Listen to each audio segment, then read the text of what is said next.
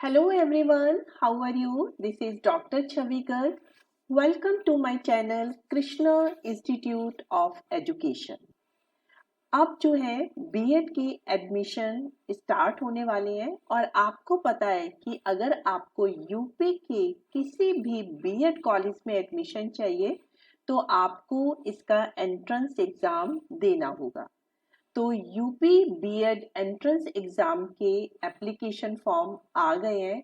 तो आज मैं उससे रिलेटेड आपको सारी डिटेल देने वाली हूँ। देखिए, बीएड जो है बहुत ही अच्छा कोर्स है।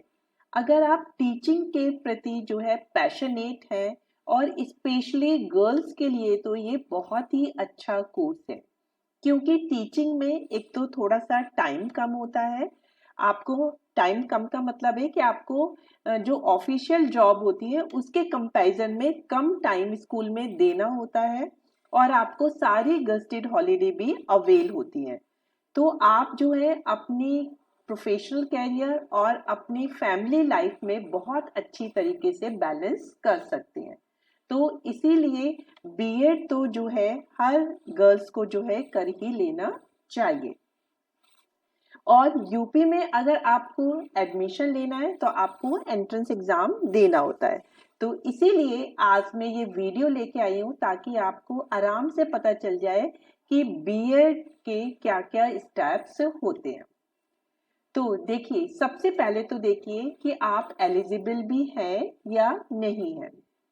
तो अगर आप जनरल कैटेगरी के स्टूडेंट हैं या फिर ओबीसी कैटेगरी के हैं, कौन सी दो कैटेगरी, जनरल और ओबीसी कैटेगरी के स्टूडेंट है और आपके ग्रेजुएशन में 50% मार्क्स है, तो आप जो है एंट्रेंस का फॉर्म भरने के लिए एलिजिबल हैं। अगर बाई चांस आपके ग्रेजुएशन में 50% नहीं है, कम है, लेकिन आपने कोई पोस्ट ग्रेजुएशन कर रखा है और उसमें आपके 50% मार्क्स आ जाते हैं तो भी आप एलिजिबल हो। तो जनरल ओबीसी के स्टूडेंट के चाहे तो ग्रेजुएशन में हो या फिर किसी पीजी लेवल में हो, 50% मार्क्स तो वो एलिजिबल होता है। लेकिन अगर किसी बच्चे ने बीई या बीटेक कर रखा है तो फिर 50% एलिजिबिलिटी न रह के वो 55% हो जाती है। और जो बच्चे एससी और एसटी को बिलोंग करते हैं उनके लिए 50% का कोई क्राइटेरिया नहीं है, वो सिर्फ ग्रेजुएशन में पास होने चाहिए। सिर्फ अगर वो पास हैं तो भी वो जो है एलिजिबल हैं। तो आपको एलिजिबिलिटी क्लियर हो गया। अब ये कितने साल का होता है? देखिए, बीएड जो है आपका 2 साल का होगा। पहले जो था सोच रहे थे कि पीजी के बाद ही 1 साल का होगा, लेकिन अभी इसकी ड्यूरेशन 2 साल ही चल रही है।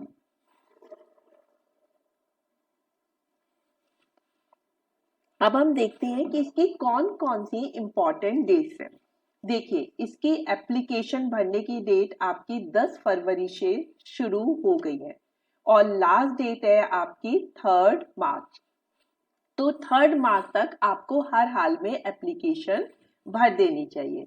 लेकिन अगर बाई चांस किसी रीजन से 3 मार्च की डेट आपकी लैप्स हो जाती है तो आप लेट फीस देके 10 मार्च तक ये एंट्रेंस फॉर्म भर सकते हैं। फिर आपके एग्जाम होंगे 24 अप्रैल को। तो 24 अप्रैल को जो एग्जाम होंगे उनका एडमिट कार्ड आपका 13 अप्रैल को आ जाएगा और रिजल्ट आपका 30 मई को आएगा और जून में ये प्रोबेबिलिटी है कि आपकी काउंसलिंग शुरू। तो आपकी जो फीस है, अगर बच्चा जनरल का है या ओबीसी का है तो उसकी 1400 की फीस लगेगी और एससी एसटी बच्चों के लिए फीस आधी है, सिर्फ 700 देना है।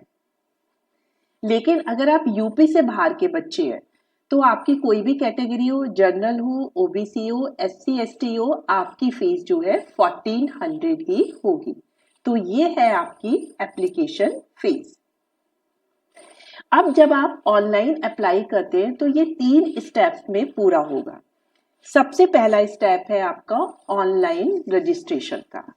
तो ये जो एग्जाम है ये कौन सी यूनिवर्सिटी करा रही है? बुंदेलखंड यूनिवर्सिटी झांसी करा रही है।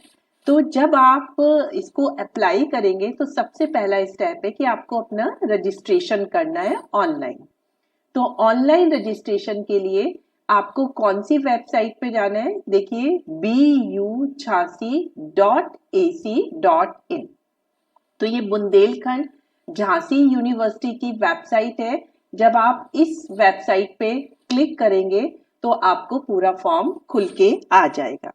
तो इसमें जो है आपको जब ये रजिस्ट्रेशन फॉर्म भर रहे हैं तो आपको अपना ही मोबाइल नंबर देना है और अपनी ही ईमेल आईडी देनी है।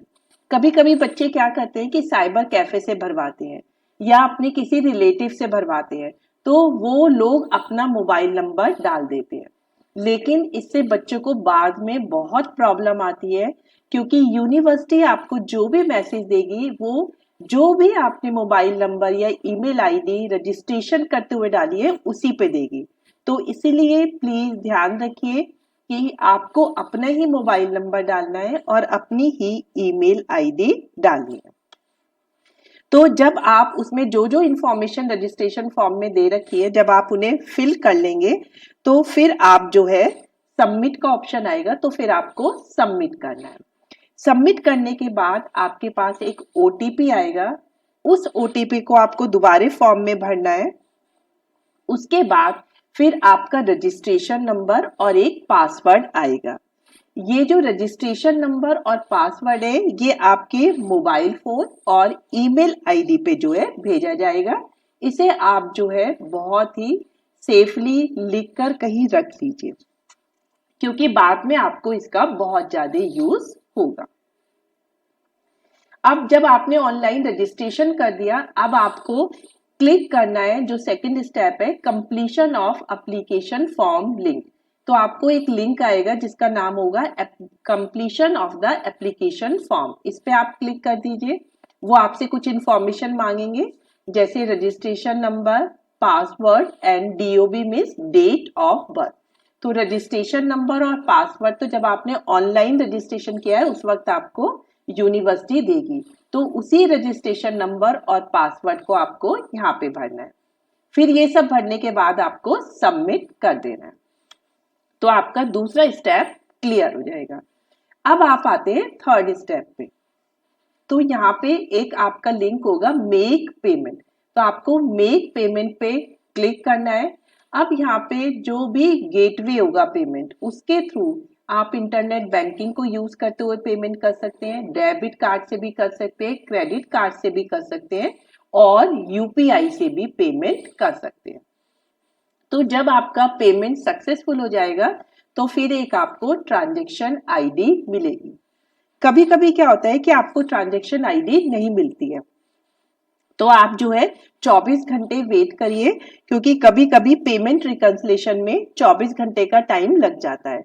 तो अगर आपको दोबारा पेमेंट करना है या अपना कुछ चीज देखना है तो आप 24 घंटे बाद ही देखिए, क्योंकि पेमेंट की जो डिटेल है वो फिर आपके पास अपडेट होकर आ जाती है। तो पेमेंट करते ही और जब आपको ट्रांजैक्शन आईडी मिल जाती है तो आपका जो फॉर्म भरने का प्रोसेस है ये बिल्कुल पूरा हो जाता है। तो इसमें कौन से 3 स्टेप हो गए?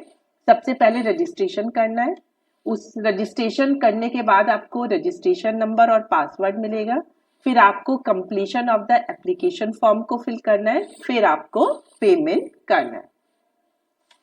अब जब आप ये सारा एप्लीकेशन फॉर्म भरे तो इसमें कुछ इंपॉर्टेंट मैं आपको बातें बता रही हूँ, इन्हें ध्यान में रखिए कि जब भी आप अपना नाम डालेंगे या डेट ऑफ बर्थ डालेंगे, ये बिल्कुल आप हाई स्कूल के सर्टिफिकेट के हिसाब से ही डालिए। ठीक है, अपना नेम और date of birth high school के सर्टिफिकेट के हिसाब से जाएगी, और अपने नेम के आगे जैसे मिसेस, मिस या लड़के हैं तो मिस्टर आदि को यूज नहीं करना है। तो कोई भी जो संबोधन वाले जो वर्ड्स होते हैं हिंदी में, जैसे हम श्रीमती, कुमारी, सुश्री, इन वर्ड्स का यूज नहीं करना है।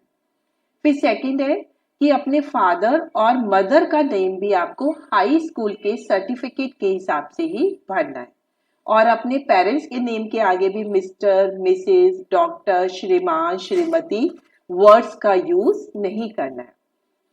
आपको इसमें आधार नंबर की जो होता है उसकी डिटेल भरनी है। अगर बाई चांस आप पे आधार कार्ड नहीं है तो फिर आप पासपोर्ट नंबर भी भर सकते हो, ड्राइविंग लाइसेंस नंबर भी भर सकते हो और अपना वोटर आईडी भी भर सकते हो। आपको इसमें क्या क्या डॉक्यूमेंट अपलोड करने पड़ेंगे? एक तो आपको 10th 12th ग्रेजुएशन की मार्कशीट अपलोड करनी पड़ेगी। अगर आप ओबीसी के स्टूडेंट हैं तो आपको अपना कास्ट सर्टिफिकेट भी देना होगा, लेकिन ये कास्ट सर्टिफिकेट पुराना नहीं चलेगा। ये 1 अप्रैल 2020 को बना होना चाहिए या उसके बाद वाली डेट का। तो अगर आपका कास्ट सर्टिफिकेट पुराना है तो आप अभी से अप्लाई कर दीजिए, जिससे 1 अप्रैल 2020 के बाद का आपका हो जाए। और साथ ही साथ इन स्टूडेंट को अपना इनकम सर्टिफिकेट भी इशू करना है और ये 1 जुलाई 2022 को या उसके बाद का बना होना चाहिए। तो ओबीसी स्टूडेंट प्लीज इन दोनों डेट को आप ध्यान रखिए। इसके अलावा आपको अपनी एक कलर्ड पासपोर्ट साइज की फोटोग्राफ स्कैन करके अपलोड करनी है। आपको अपनी दोनों इंडेक्स फिंगर, एक हाथ की नहीं सीधे हाथ की भी उल्टे हाथ की भी इंडेक्स फिंगर को जो है आपको इंक में डुबो के एक पेपर पे लेके उसे स्कैन करके अपलोड करना है। इंडेक्स फिंगर कहलाती है जो अंगूठे के बराबर वाली आपकी पहली फिंगर होती है, तो उनकी जो मार्किंग है वो आपको स्कैन करके अपलोड करनी है और आपको अपने सिग्नेचर भी जो है अपलोड करने। तो आपकी ये थोड़ी सी इंपॉर्टेंट बातें थी, अगर आप इन्हें ध्यान में रखेंगे तो आप देखेंगे कि आपने बहुत ही आराम से अपना एप्लीकेशन फॉर्म फिल कर लिया है। ये जो एप्लीकेशन फॉर्म है ये यूजर फ्रेंडली होता है, आपको कोई दिक्कत नहीं होती, आप बहुत आराम से अपने आप भी इसको फिल कर सकते हैं। तो आपको आई होप कि पूरा प्रोसीजर बहुत अच्छे से समझ में आ गया है कि अगर आपको यूपी से बीएड करना है तो फिर आपको जो है ये एंट्रेंस एग्जाम फॉर्म भरना ही पड़ेगा। इसकी फॉर्म की डेट ये शुरू हो गई है, 3 मार्च को खत्म हो जाएगी ये, और लेट फी के साथ 10 मार्च को जाएगी। एग्जाम आपका अप्रैल में होगा और काउंसलिंग फिर आपकी जो है जून में स्टार्ट हो जाएगी। तो आप हरी करिए और जो है फटाफट इस एप्लीकेशन फॉर्म को भर दीजिए, क्योंकि बीएड बहुत जरूरी है। अगर आप किसी प्राइवेट जॉब में जाते हैं तो वहां पर भी बीएड ही मांगते हैं और बीएड करने से आपकी गवर्नमेंट जॉब मिलने के भी चांसेस बहुत ज्यादा बढ़ जाते हैं। तो अगर आपको ये वीडियो से सारी चीजें समझ में आ गई हैं तो इन्हें अपने फ्रेंड्स को जो भी बीएड करना चाहते हैं उन्हें भी शेयर कर दीजिए, ताकि उन्हें सारी इंफॉर्मेशन एक ही वीडियो से मिल जाए। So that's all for today video. Thank you very much.